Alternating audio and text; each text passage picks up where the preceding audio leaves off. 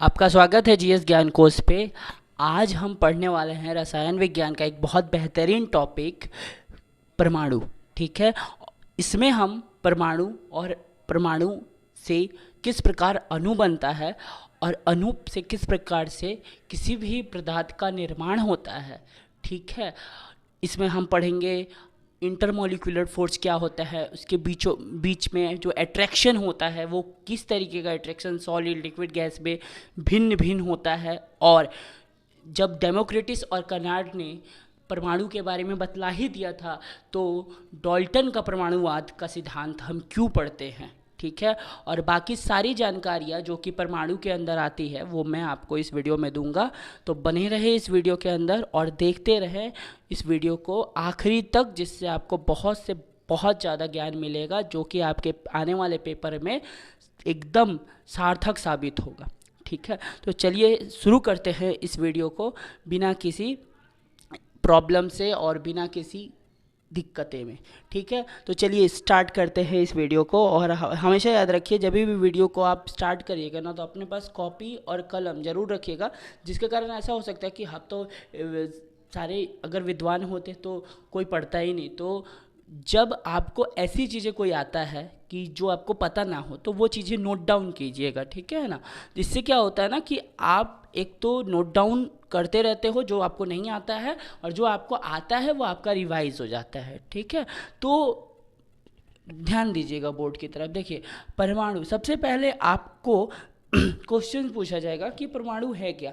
तो देखिए, परमाणु आपको पता है कि सभी पदार्थ, सब जितने भी पदार्थ आपको दिखते हैं, जो भी पदार्थ है, उनका निर्माण परमाणुओं से मिलकर बना हुआ है। ये ऐसा कह सकते हैं कि अणुओं से मिलकर बना हुआ है, क्योंकि पहले परमाणु जब होते हैं, जो परमाणु होते हैं वो एक दो या दो से अधिक परमाणु जब आपस में मिलकर फिर वो अणु बनाते हैं। अणु यानी मॉलिक्यूल्स बनाते हैं, और फिर उसी मॉलिक्यूल से आपका कोई भी एक तत्व का निर्माण हो जाता है, या तो फिर किसी यौगिक का निर्माण हो जाता है। लेकिन वहाँ पर चीज़ें क्या है ना, कि आपका जो भी पदार्थ बना है वो कहीं ना कहीं एक सूक्ष्मतम कण से मिलकर बना है, जो कि आपका परमाणु ही है। देखिए, परमाणु का शुद्ध एकदम साफ डेफिनेशन क्या है, किसी पदार्थ का वह सूक्ष्म कण जो स्वतंत्र अवस्था में नहीं पाया जाता है। देखिए, याद रखिएगा, नहीं पाया जाता है पर रासायनिक प्रतिक्रिया में भाग ले सकता है, उसे परमाणु कहते हैं। यानी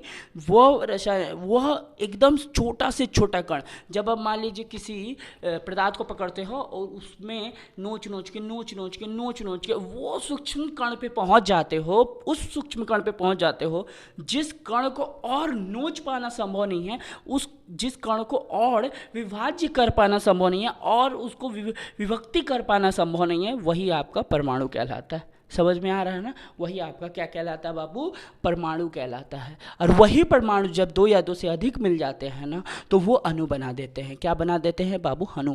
जैसे कि आपका एक तत्व है हाइड्रोजन, एक तत्व है हाइड्रोजन, ये ठीक है, हाइड्रोजन एक तत्व है, और एक तत्व है दूसरा तत्व भी हाइड्रोजन। ये दोनों हाइड्रोजन जब मिले हैं तो हाइड्रोजन का मॉलिक्यूल्स बन गया, हाइड्रोजन के क्या बन गए हैं, अणु बन गए। तो ये जो आपको H2 दिख रहा है ना, ये अणु है। लेकिन ये जो H दिख रहा है ना, ये दो हाइड्रोजन के अलग अलग परमाणु है। एक हाइड्रोजन का एक परमाणु, फिर दूसरे हाइड्रोजन का दूसरा परमाणु, दोनों मिलकर एक हाइड्रोजन के मॉलिक्यूल्स का निर्माण किए। कितने निर्माण किए हैं, मॉलिक्यूल्स का, हाइड्रोजन मॉलिक्यूल्स का निर्माण किए हैं। ठीक है, ये चीज़ अपने ध्यान में रखिएगा। ओके, देखिए, सबसे पहले हमारे इंडियन फिलोसफी में और डेमोक्रिटस जो थे, उन्होंने 6वीं शताब्दी में ना परमाणु के बारे में एक परमाणु के बारे में एक लक्षण प्रस्तावित किया था कि परमाणु आप उसे कह सकते हैं कि वह सूक्ष्म कण को परमाणु कह सकते हैं जिसको और विभाज्य कर पाना संभव नहीं है, आप उसको परमाणु कह सकते हैं। देखिए, लेकिन परमाणु को इन्होंने प्रस्तावित किया था महर्षि कर्नाद और डेमोक्रिटस। देखिए, इनका नाम 2019 का पेपर एनटीपीसी का भरा गया था, जिसका पेपर हुआ था 2020 और 21 में, उसमें ये डेमोक्रिटस ऑप्शन में था, लेकिन सबको डाल्टन ही लगता था, तो सबने डाल्टन ही मारा था। लेकिन सबसे सर्वप्रथम ना डेमोक्रिटस ने ही परमाणु को प्रस्तावित किया था, इसीलिए उसका आंसर ही एनटीपीसी ने डेमोक्रिटस ही टिक कर रहा था। क्योंकि जब पेपर का आंसर क्या आया था ना, तो उसमें डेमोक्रिटस ही का ही आंसर सही था। जितनों ने डेमोक्रिटस में आंसर मारा था उनका ही वो सब कुछ सही हुआ, तो याद रखिएगा। देखिए, लेकिन ये सब कुछ होने के बाद ना प्रस्तावित करने से पूरा पूरा सिद्धांत बाहर नहीं निकल कर आया। जैसे कि आपको याद होगा कि कोशिका जो है ना, वो मृत कोशिका रॉबर्ट हुक ने खोजा, लेकिन सेल के बारे में ना उसने रॉबर्ट हुक को पूरे तरीके से अच्छे तरीके से नहीं जाना जाता है, क्योंकि उन्होंने एक सिद्धांत नहीं दिया, उसके बारे में पूरी थ्योरी नहीं बताई कि ये सेल है क्या, कैसे इसका निजाम होता है, कैसे ये वर्क करता है, उसके बारे में पूरी थ्योरी जो है ना, पूरा सिद्धांत जो है ना, वो स्लाइडेन एंड स्वान ने दिया था। ठीक है, स्लाइडेन एंड स्वान ने। तो इसीलिए जो सेल की थ्योरी है ना, वो स्लाइडेन एंड स्वान के रूप में ही जानी जाती है। ठीक है, रॉबर्ट हुक का नाम लिया जाता है सेल को का एक खोजने में, डिस्कवरर के रूप में, लेकिन जो थ्योरी का निर्माण, थ्योरी की बात किया जाए, सेल थ्योरी के बारे में बात किया जाता है ना, जो प्रपोज किया जाता है सेल थ्योरी, वो स्लाइडेन एंड स्वान है। उसी तरीके से यहाँ पर महर्षि कर्नाड और डेमोक्रिटस को परमाणु प्रस्तावित करने के बारे में बतलाया गया कि इन्होंने ये बतलाया कि भाई परमाणु ये चीज़ होते हैं, लेकिन इन्होंने ये नहीं बतलाया कि ये किस तरीके का इसके अंदर वर्क होता है, क्या क्या काम करता है, ये कैसे ये पदार्थों का निर्माण करता है, कैसे, इन्होंने कुछ नहीं, इतने कुछ जानकारी नहीं थी, और उसकी कुछ प्रॉपर्टीज होते वो कुछ भी नहीं बतलाया था महर्षि कर्नाड और डेमोक्रिटस ने। लेकिन डाल्टन ने जो परमाणुवाद का सिद्धांत दिया ना, उसमें उन्होंने पूरे तरीके से विस्तृत जानकारी दे दी कि भाई ये जो परमाणु है ना, उसकी ये गुण है, ये प्रॉपर्टीज है, इस तरीके से वो वर्क करता है। ठीक है, तो ये जो परमाणु सिद्धांत आया था ना, ये 1803 में आया था, 1803 में आया था। ओके, और इस सिद्धांत के जो कुछ मुख्य बिंदु हैं वो इस प्रकार है कि सभी द्रव, जितने भी द्रव, जितने भी आप पदार्थ अपने आसपास देख रहे हो, वो परमाणुओं से मिलकर ही बने हैं। जितने भी द्रव आपके आसपास है, पदार्थ जितने भी आपके आसपास है, वो परमाणुओं से मिलकर ही बने हैं, जो कि रासायनिक प्रतिक्रिया में भाग लेते हैं। ये रासायनिक प्रतिक्रिया में भाग लेंगे, ऐसा नहीं है रासायनिक प्रतिक्रिया में भाग नहीं लेंगे, और रासायनिक प्रतिक्रिया में जरूर भाग लेंगे। और परमाणु अविभाज्य है। इसे अविभाज्य का मतलब होता है जिसे और बांटा नहीं जा सकता है, जिसे और बांटा नहीं जा सकता है, तोड़ा नहीं जा सकता है, नष्ट नहीं किया जा सकता है। और याद रखिएगा, परमाणु अविभाज्य के बाद ये भी बोला जाता है कि परमाणु को ना तो नष्ट किया जा सकता है और ना ही आप बना सकते हैं परमाणु को। तो ठीक है, तो ये बोला जाता है अंग्रेजी में, nor be destroy nor be make. तो उसी तरीके से आप इस चीज़ को समझ सकते हो। ठीक है, तो इतना आपको कैसा लगा आप जरूर बताइए फटाफट बताइए, कमेंट कीजिएगा, फटाफट कमेंट कीजिए। जब डाल्टन ने परमाणुवाद का सिद्धांत दे दिया, तो कुछ बड़े बड़े साइंटिस्टों ने परमाणु को बहुत बढ़िया तरीके से अध्ययन किया। तो जब बहुत बढ़िया तरीके से अध्ययन किया, तो अर्नेस्ट रदरफोर्ड हो गए, ये जो वैज्ञानिक का नाम ले रहा हूँ मैं, जिन्होंने अध्ययन किया था, जेम्स एडविक हो गए, रदरफोर्ड हो गए, गोल्डस्टीन हो गया, इन्होंने बहुत अच्छे से अध्ययन किया। और जिसने पहले अध्ययन किया ना, उन्होंने एक चीज़ का मतलब पता कर लिया कि भाई जो ये परमाणु है ना, वो काफ़ी कणों से मिलकर बने हैं, बहुत सारे सब एटॉमिक पार्टिकल से मिलकर बने हैं। ठीक है, जिसको समझाया भी जाता है कि भाई ये जो हमारा परमाणु है ना, इसके जो सेंटर में है ना, वो प्रोटॉन और न्यूट्रॉन है, और ये जो साइड में ये जो घूम रहा है ना, ये जो कड़ी बना के रखा है, ये इलेक्ट्रॉन है। ठीक है, इस चीज़ को इन्होंने क्लियर कर दिया। यानी ये जो चीज़ें हैं ना, एक प्रोटॉन हो गया, एक न्यूट्रॉन हो गया और एक इलेक्ट्रॉन हो गया है ना, इन तीनों को इन सभी वैज्ञानिकों ने कह दिया कि ये एक सब एटॉमिक पार्टिकल्स है। क्या है? सब एटॉमिक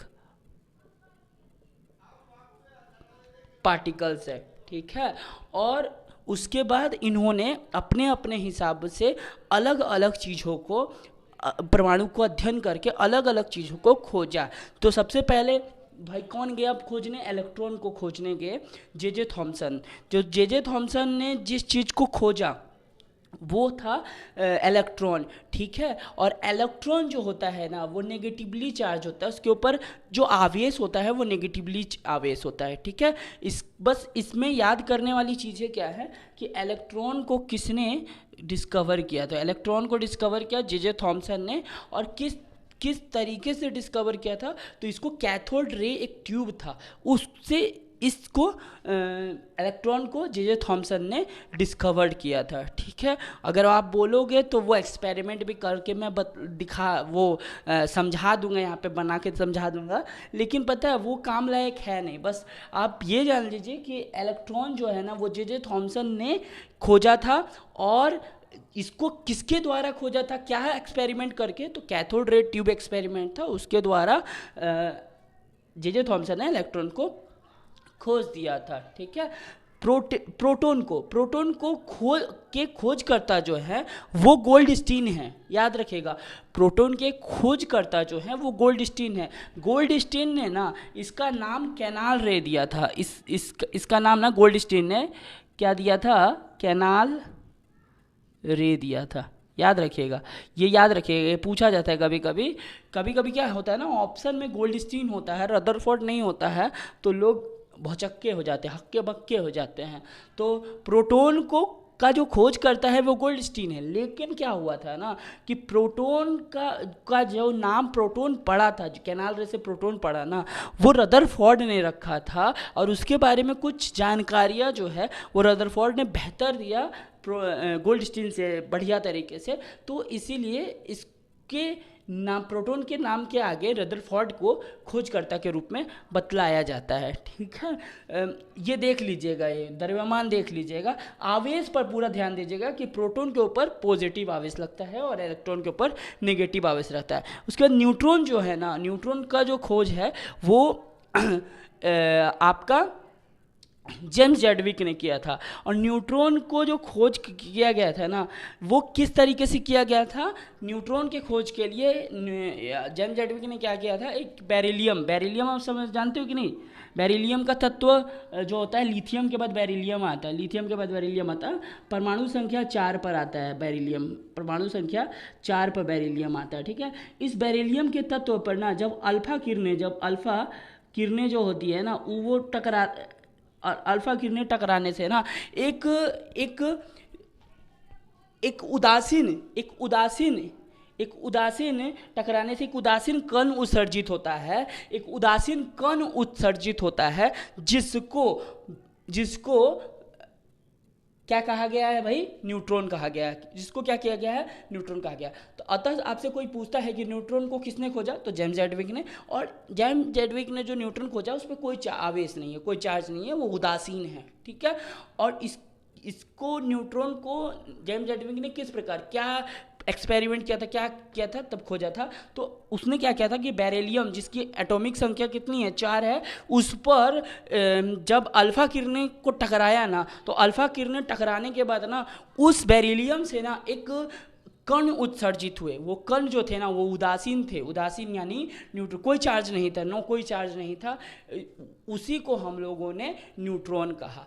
और ये याद रखिएगा कि परमाणु के सेंटर में प्रोटॉन और न्यूट्रॉन, यानी न्यूक्लियस का जो एरिया होता है ना, यहीं पर प्रोटॉन और न्यूट्रॉन होता है। अथवा जो बाहर में घूमते फिरते हैं ना, जो अपने एक डिस्क्रीट ऑर्बिट होता है उसमें वो घूमते रहते हैं, वो मैं बतलाऊंगा वो डिस्क्रीट ऑर्बिट क्या है, और क्यों आपका जो डाल्टन का परमाणुवाद देने के बाद भी उसको बहुत तरीके से मान्य नहीं माना गया। फिर नेल्स बोर ने अपनी थ्योरी लेकर आया, ठीक है ना। सब कुछ मैं बतलाऊंगा, इससे आप एकदम ये मत होइए, एकदम टेंशन में मत आइए कि केमिस्ट्री किस तरीके से आपको समझ में आएगा या नहीं आएगा। वो मैं पूरे बेहतरीन तरीके से आपको हर कुछ को समझा दूंगा, क्योंकि कहीं ना कहीं आपका जो है ना इनकी भी थ्योरी, जो डाल्टन की थ्योरी हो गई और रदरफोर्ड की जो थ्योरी हो गई, वो भी कहीं ना कहीं फेल हो गई थी।